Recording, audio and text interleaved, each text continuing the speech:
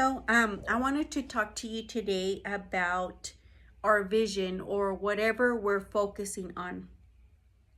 Um, and this is biblical. I'll take you straight in. Let's go to Genesis 30:29. Okay, this is the story of Jacob on Genesis 30, and then you can find the story on 29 through 43.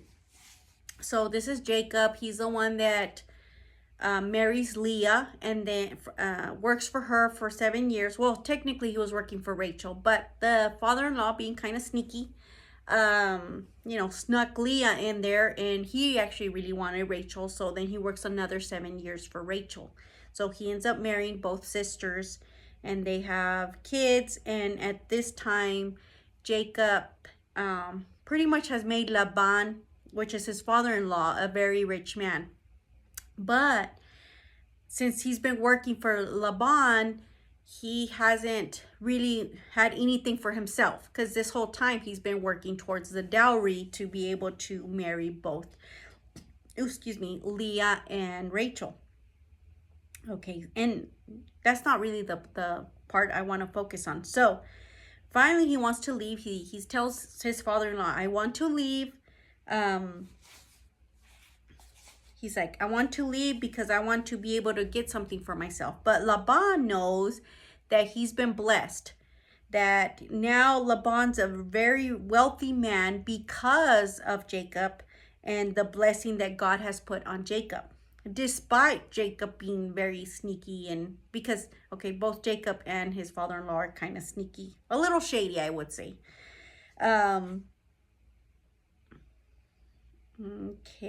Okay, so I will read 29, and it says, Jacob said to him, you know how I have worked for you and how your livestock has fared under my care. The little you had before I came has increased greatly, and the Lord has blessed you wherever I have been. But now when may I do something for my own household? What shall I give you? He asked.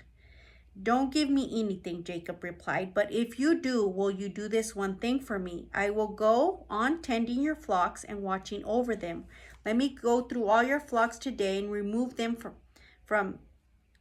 from them every speckled or spotted sheep and every dark-colored lamb and every spotted or speckled goat.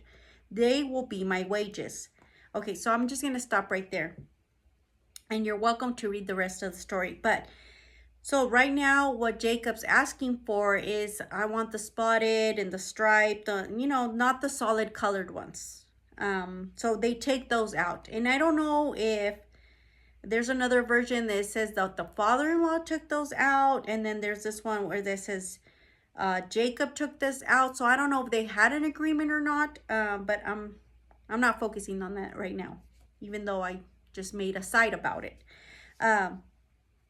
Okay, so anyways, they agreed that he was going to get all the speckled and striped ones.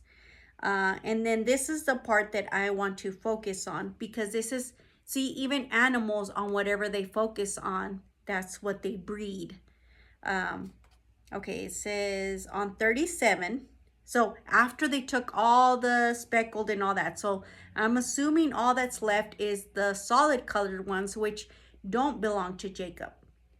So, and he was only going to get the new livestock, the baby goats and the baby lambs that are striped and speckled, even though, I mean, what's the likelihood of solid colored giving birth to speckled? I'm assuming pretty low.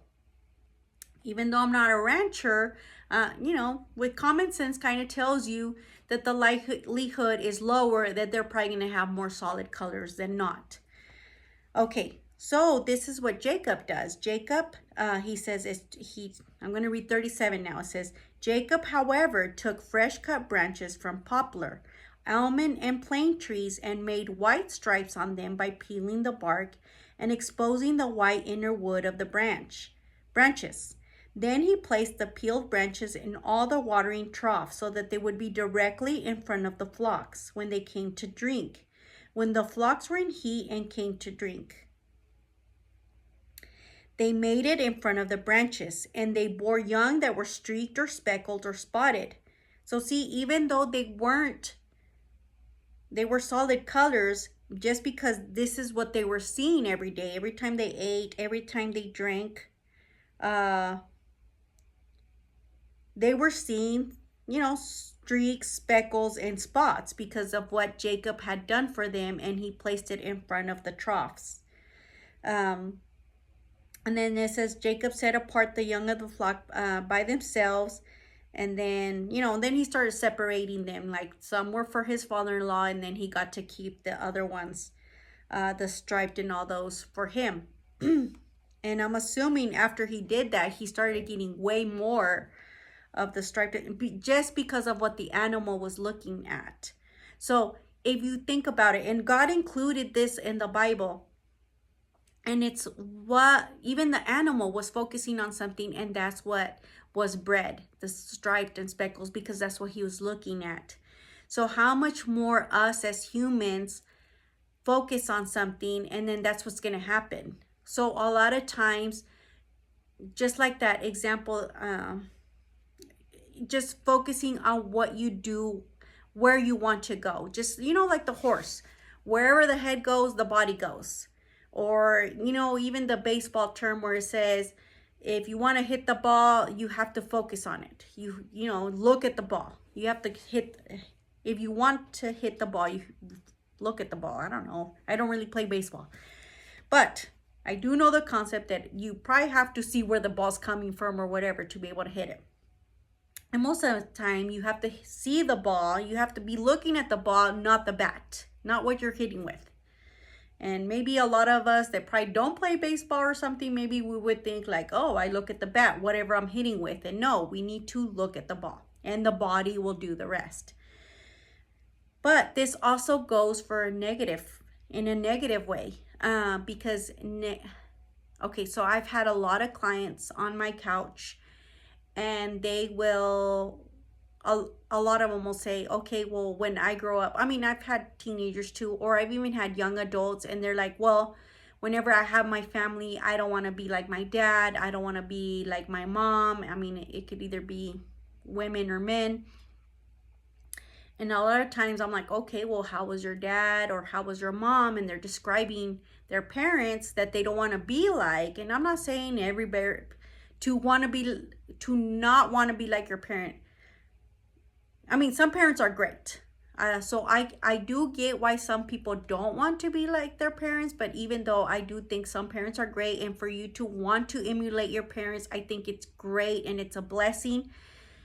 And I think it's a blessing for them I would think it a blessing for my children to want to be like me.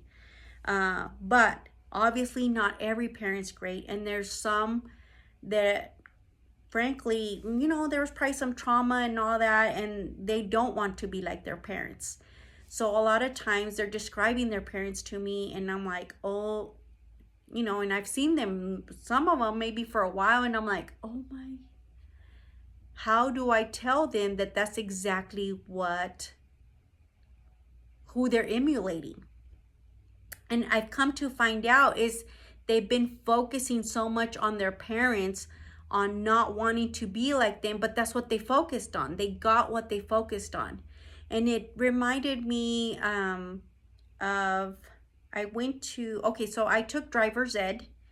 I figured if I got my license earlier that I'd probably get a car earlier, but I didn't. But anyways, I still learned the lessons, and I still learned how to drive, even though I didn't have a car. But I remember one time the instructor saying, he said, hey, if you're ever going to hit something, whether it's a car, a boulder, a pole, whatever it is, he's like, don't ever look at what you're about to hit, because that's what you want to avoid. He's like, always look at where you want to go, because your body's going to react that way. So let's say the pole's right here. Well, look that way. You have to look at where you want to go. Obviously you can look at what you're about to hit, but he said you're more likely to hit it if you look at it, because you're not going to turn the steering wheel as much as if you're looking at where you actually want to go. So this is actually the same concept. And I want you to try this out this week. Just look at what you do want to do. Don't do it in the negative sense, because how do you even achieve goals of not wanting to be like something? I mean, how do you even measure that? Okay, I don't want to be like this certain person. Okay, and how do you know you've achieved it? Like, it's really hard to measure. And then I would think it seem unfulfilling if you're striving towards that, because it's not even striving towards something. It's more like trying to avoid something. And I think it would be easier if you're striving towards something as opposed to avoiding. So, and I want to finish with this verse. If you can follow me or follow with me to Philippians 4:8. Let me see. Let me find it. And I love this one. Okay. Oops. Okay, so I will read. And it says, finally, brothers and sisters, whatever is true, whatever is noble, whatever is right, whatever is pure, whatever is lovely, whatever is admirable, if anything is excellent or praiseworthy, think about such things. So see, even in the Bible, God tells you how to think. So if you notice, if I use the example of these people that are saying, I don't want to be like this certain person. Obviously, they don't think the person that they're trying to avoid, it doesn't fit into what Philippians 4:8 says. So I'm assuming that the people they're trying to avoid being like don't have these qualities from Philippians 4:8. So why focus on them? Okay. And it's even hard to explain because it's a negative thing.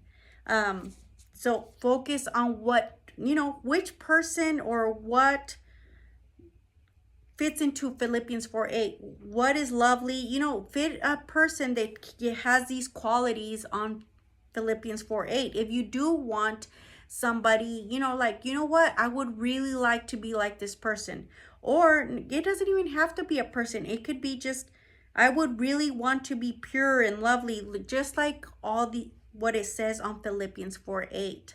So I would definitely try to change my mind, the outlook on looking towards more where you do want to go as opposed to avoid. Okay, so I'm just gonna end with that. Let me know if this helps, if you tried it out. It has to be a conscious effort, because your mind's gonna revert back to how it always wants to do things. So I think to bring the mind like, no, we're gonna focus on what we do want to be like, or what we do want to accomplish, as opposed to what we want to avoid. And maybe it would even help to put this verse around the house, or put it in a bunch of sticky places, or on your phone, or for it to pop up, to remind yourself on what to think of. So anyways, if y'all tried it and you found that it was helpful, I would like to see some comments. You can follow me if you like, or subscribe to my page and maybe get more advice, or pretty much all the stuff that I actually tell my clients all the time. I said, and really the application is the most important part. Clients can be coming to my office all the time, but if you don't apply anything, it's not going to do anything. So, and I wanted to be able to share this with all of you. So anyways, I will see you again next week. And again, if you have any questions or anything, you can leave a comment or subscribe or like my page or like this video, whatever you like. All right, so I will see you guys next time. Bye.